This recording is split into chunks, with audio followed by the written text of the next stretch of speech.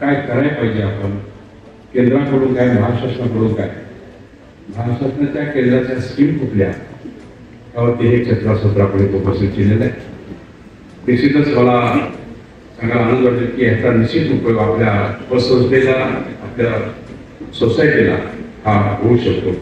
या कार्यक्रमाला उपस्थित झालेले प्रमुख उपस्थित DDR मंगेश सुरवसे, सकार भारती प्रदेश सरसंघट प्रमुख संजय परमाणे, या सुनील चव्हाण, युवा नेते सुशांत दादा, प्रमुख वक्ते ॲडव्होकेट दीपक पटवर्धन साहेब, नारायण परजते, AR पनाळा, माजी महापौर संगीताताई खोत, माजी सभापती काकासाहेब धामणे, ज्येष्ठ नेते सदानंद कबाडे सर, माजी सभापती अरुण राजमाने, मार्केट कमिटीचे संचालक उमेश पाटील, सरपंच तानाजी पाटील, स्थायी समिती सभापती निरंजन कौटी, नगरसेवक पांडुरंग गोरे, धनंजय कुलकर्णी आणि ह्या कार्यक्रमाला उपस्थित असलेले सर्व सोसायटीचे चेअरमन, व्हाईस चेअरमन, सर्व त्यांचे सदस्य, त्याचबरोबर पतसंस्थेचे चेअरमन, व्हाईस चेअरमन आणि त्यांचे सर्व सदस्य आणि काही अंशी आलेले त्यांच्याबरोबर आलेले सर्व लाभार्थी असतील की त्यांनाही वाटत असेल की हे काय म्हणणार आहेत, काय बोलणार आहेत आणि त्यामध्ये आपण दुसरा काय एखादा भाग मिळतो का, ह्या दृष्टिकोनात आलेले सर्व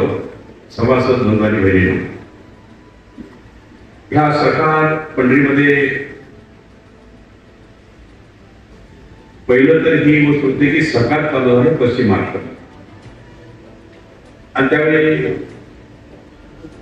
आपले सर्वांचे आदरस्थान असलेले वत्सलदादा पाटील असतील, राजाराम पाटील असतील, सगळ्यांना असतील, अशा मोठ्या मोठ्या व्यक्ती हे सरकार उभं सरकार उभं त्यावेळी नसतं केलं तर आज बाकीच्या जिल्ह्यामध्ये जी परिस्थिती आहे ती आपल्या महाराष्ट्राची, आपल्या पश्चिम महाराष्ट्राची परिस्थिती आहे.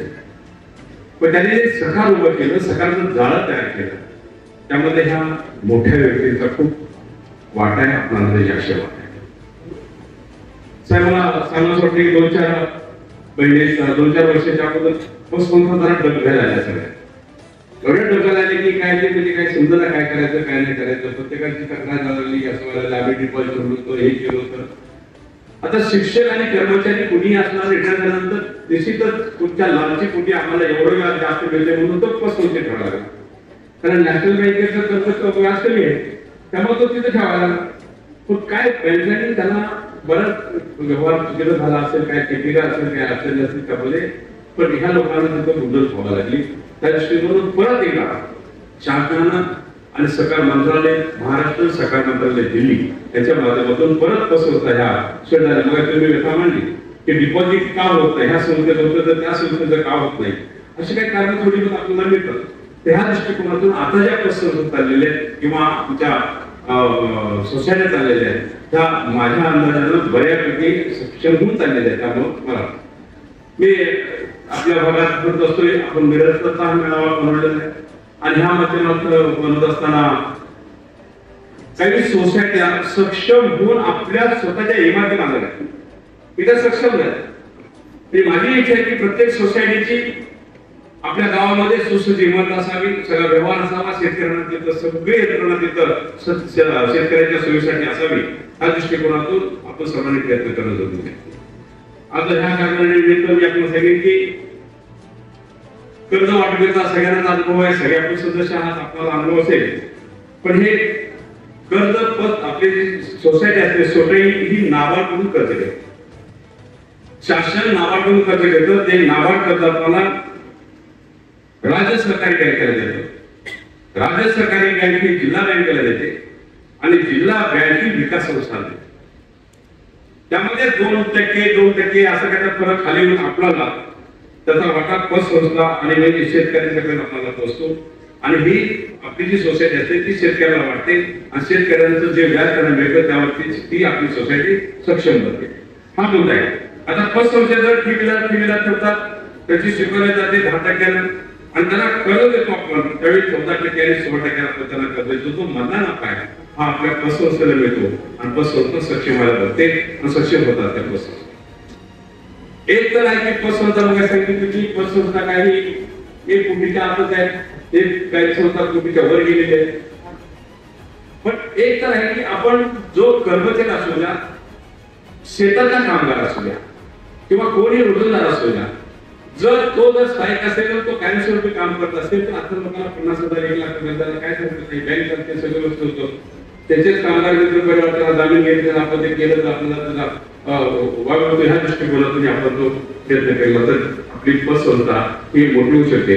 त्या दृष्टिकोनातून आज विनासकार नाही सहकार, विनासकार नाही मुद्दा ह्या सहकार भारतीच्या संस्थांच्या माध्यमातून हा कार्यक्रम आयोजित केला होता. आपण एवढ्या मोठ्या संख्येने शॉर्ट नोटीस दिलं होतं आपण आणि आपण एवढ्या मोठ्या संख्येने उपस्थित राहिला त्याबद्दल सर्वांना धन्यवाद देतो.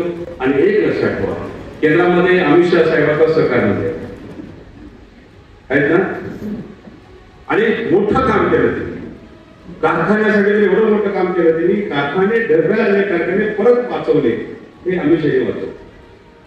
आपल्या महाराष्ट्रामध्ये आपण साहेब आपले सरकार बनते, गेले वर्षभर सरकार बनते.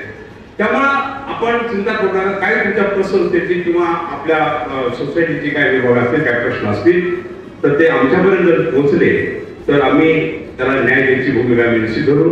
आम्ही तुमच्या पाठीशी ठामपणे राहू. पण सक्षमतेनं त्या सोसायटी आणि पतसंस्था मोठ्या झाल्या पाहिजेत.